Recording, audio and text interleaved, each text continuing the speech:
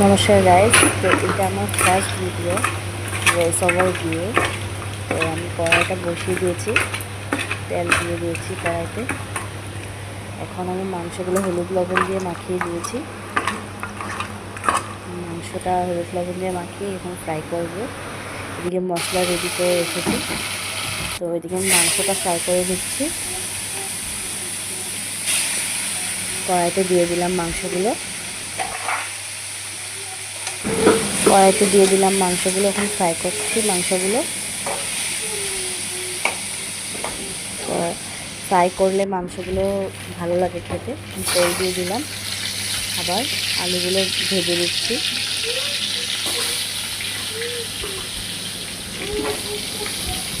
আলুগুলো ফ্রাই হয়ে গেলে তারপর আমি আস্তে আস্তে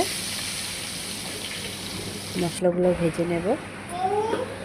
তো আলুগুলো আমার ফ্রাই করা হয়ে গেছে। এখন কড়াইতে তেল দিয়ে দিলাম, তেজপাতা দিয়ে দিলাম, গরম মশলা দিয়ে দিলাম,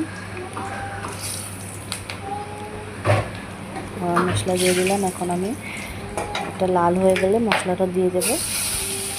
পেঁয়াজ দিয়ে দিলাম, এখন মশলাটা দিয়ে দিলাম। আমি মশলাটা লাল করে ভেজে নেব। মশলাটা ভালো মতন ভেজে নিলাম। হলুদ দিয়ে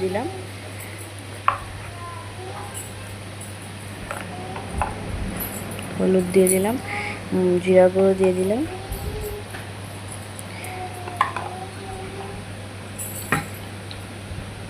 মরিচ গুঁড়ো দিয়ে দিলাম। মশলাটা হচ্ছে লাল হয়ে গেছে, মশলাটা ফ্রাই হচ্ছে।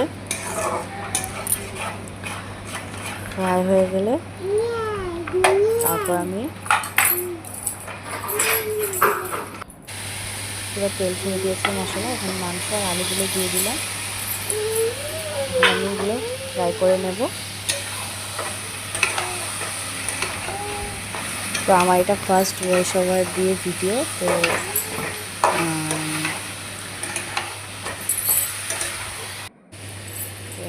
মাংসটা এখন আমি তো মাংসটা হয়ে এসেছে। মাংসতে কোনো রকম জল ব্যবহার করবো না, এটাই ফ্রাই হবে।